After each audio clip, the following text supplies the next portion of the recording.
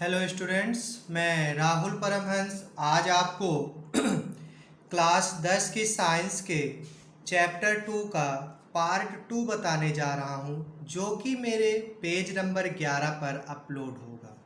तो स्टूडेंट्स, मैं आपको अपने पिछले यानी कि चैप्टर 2 के जो फर्स्ट पार्ट में मैंने आपको बताया था, तो मैंने वहां पर आपको सूचक के बारे में बताया था। जैसा कि ये था सूचक, जिसमें कि मैंने आपको सूचक में प्राकृतिक सूचक के बारे में बता दिया था कि वे सूचक जो पौधों से प्राप्त होते हैं प्राकृतिक सूचक कहा जाता है। आज हम दूसरे और तीसरे सूचक के बारे में पढ़ेंगे। तो स्टूडेंट्स, जो हमारा दूसरा सूचक होता है वो कृत्रिम सूचक या संश्लेषित सूचक कहलाता है। कृत्रिम सूचक या संश्लेषित सूचक वो जो मानव द्वारा निर्मित किए जाते हैं, यानी कि वे सूचक जो रसायन द्वारा बनाए जाते हैं उन्हें कृत्रिम सूचक कहा जाता है।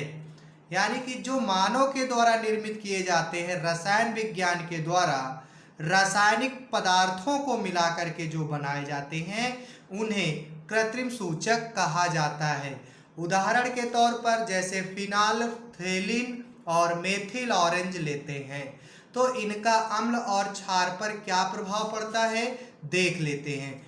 जैसे फिनाल्फ्थेलिन को हमने लिया, तो यदि इसको किसी अम्ल के संपर्क में लाते हैं तो इसका जो रंग होता है वो अपरिवर्तित रहता है, और यदि इसको हम किसी क्षार के संपर्क में लाते हैं तो फिनाल्फ्थेलिन का जो रंग होता है वो गुलाबी रंग हो जाता है।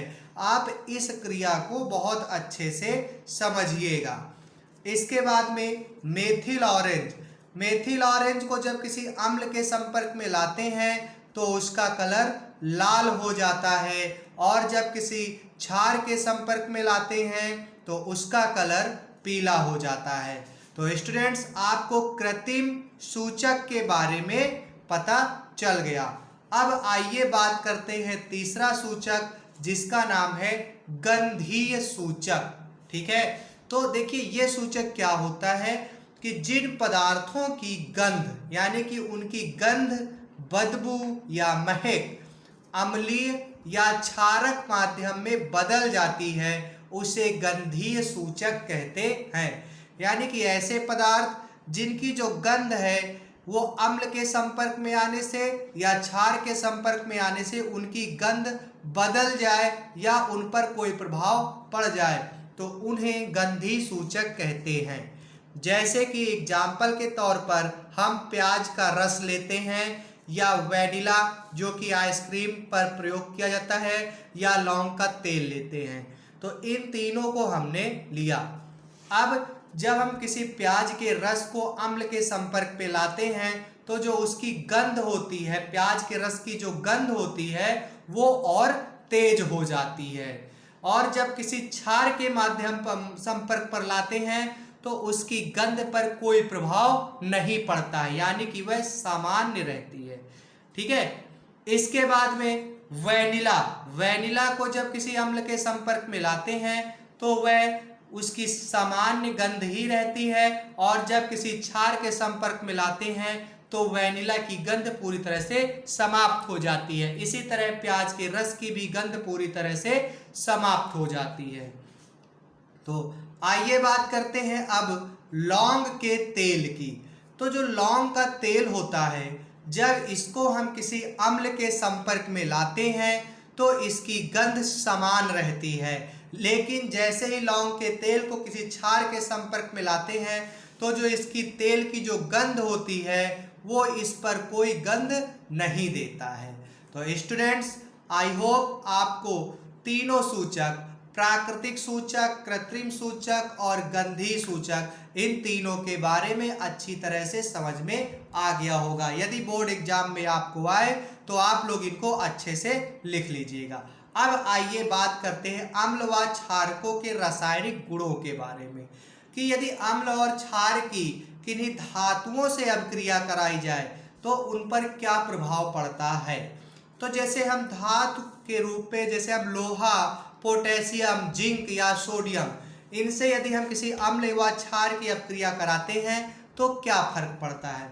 तो आइए सबसे पहले हम देखते हैं कि धातु की अम्ल या क्षारक के साथ अभिक्रिया, तो सबसे पहले हम उसकी अपक्रिया अम्ल के साथ देखते हैं।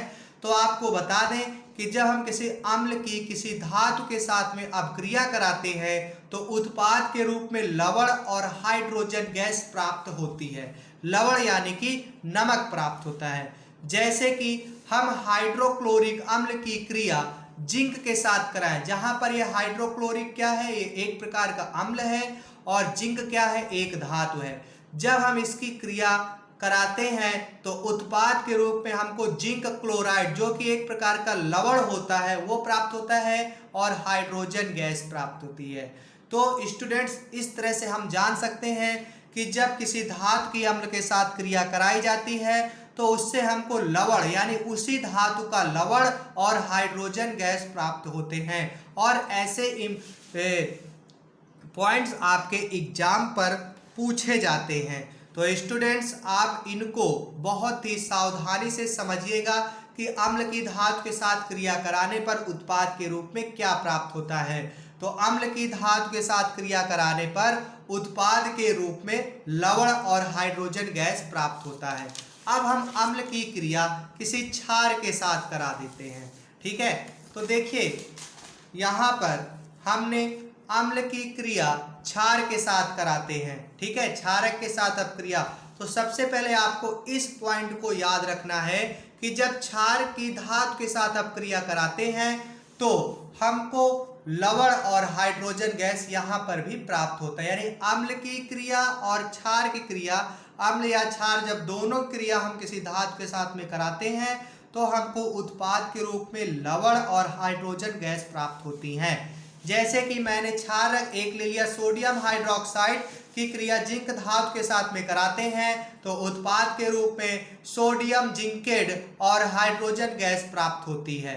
ठीक है, अब जैसे हमको हाइड्रोजन गैस का परीक्षण करना है तो उसके लिए हम क्या करेंगे कि हाइड्रोजन गैस में निहित परख नली के पास जब जलती हुई मोमबत्ती लाते हैं तो पॉप की ध्वनि, मतलब जब किसी, जैसे कि हम दिवालियों में फुलझड़ी छुटाते हैं तो वो चट चट चट चट की आवाज़ करती है, यानी वो एक प्रकार से पॉप की आवाज़ करती है।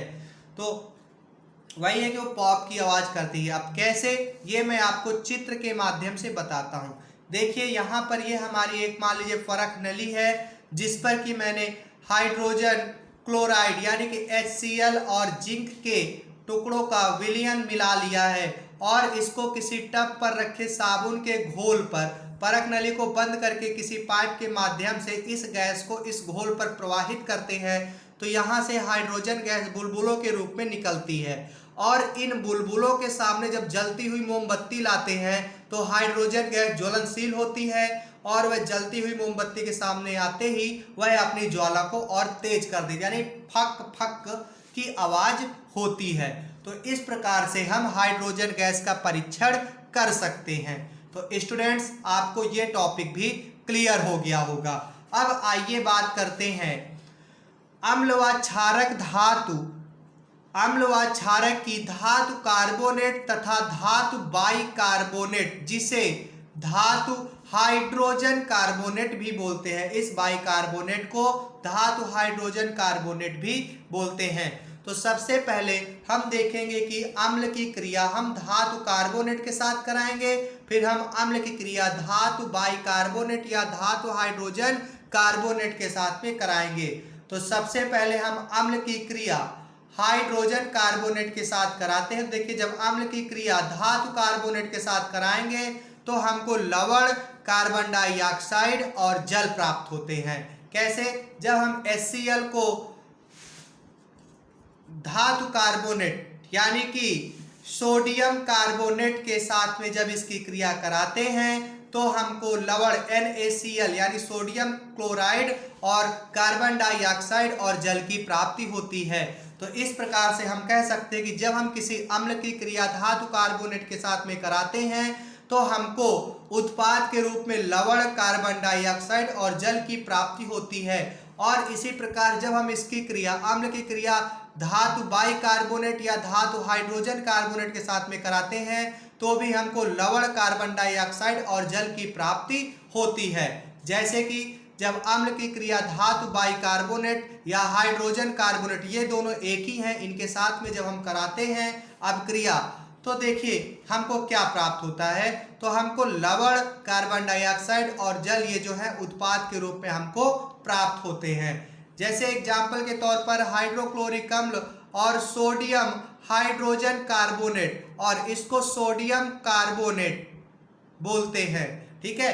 तो इसको sodium carbonate, sodium hydrogen carbonate या सोडियम बाइकार्बोनेट इसको बोलते हैं। तो यह इसी धातु का लवण NaCl, कार्बन डाइऑक्साइड और जल की प्राप्ति हमको होती है। तो एक प्रकार से यदि एग्जाम पर हमारे आ जाए कि जब हम किसी अम्ल की क्रिया धातु कार्बोनेट या धातु बाइकार्बोनेट के रूप से कराते हैं तो उत्पाद के रूप में हमको क्या प्राप्त होता है। तो स्टूडेंट्स हम जरा सा भी देर किए वहां पर एग्जाम्पल के सहित हम लिख सकते हैं कि जब हम किसी धातु की क्रिया अम्ल धातु कार्बोनेट या धातु बाइकार्बोनेट की क्रिया जब किसी अम्ल के साथ में कराते हैं तो उत्पाद के रूप में हमको दोनों पर लवण, जल और कार्बन डाइऑक्साइड गैस की प्राप्ति होती है। अब बात करते हैं क्षारक की धातु और कार्बोनेट, धातु कार्बोनेट तथा धातु बाइकार्बोनेट के साथ में अभिक्रिया। तो स्टूडेंट्स आपको बता दूं कि क्षारक की धातु कार्बोनेट या धातु बाइकार्बोनेट के साथ अभिक्रिया नहीं होती है। यदि एग्जाम्पल पर आ जाए कि क्या किसी धातु की, किसी क्षारक की धातु कार्बोनेट या धातु बाइकार्बोनेट के साथ अभिक्रिया होती है, तो आपको उत्तर पर लिखना है कि नहीं, क्षारक की धातु कार्बोनेट या धातु बाइकार्बोनेट के साथ में अभिक्रिया नहीं होती है। तो स्टूडेंट्स आपको मेरा ये आज का टॉपिक कैसा लगा कमेंट बॉक्स पर जरूर कमेंट करिएगा, और मेरे द्वारा बताया गया आपको पाठ समझ में आया तो उसको भी आप कमेंट पर कमेंट करिएगा। साथ ही चैनल को लाइक और सब्सक्राइब जिन लोगों ने अभी तक नहीं किया वो लोग कृपया करके चैनल को सब्सक्राइब भी कर दें। कल आपसे फिर मैं अपने नेक्स्ट टॉपिक पर चर्चा करते हुए मिलूंगा। तब तक के लिए thank you and thanks for watching. और स्टूडेंट्स आप लोग ध्यान दें कि जैसा कि आप सभी को पता है कि हमारे फतेहपुर जिले में 2 कोरोना पॉजिटिव मरीज मिल चुके हैं, तो इस वजह से आप लोग घर से बाहर बिल्कुल भी ना निकलें और घर पर ही रहें ताकि आपका जीवन सेफ बना रहे। तो स्टूडेंट्स लॉकडाउन के नियमों का पालन करते हुए आप सभी से मैं विदा लेता हूं। Thank you and thanks for watching.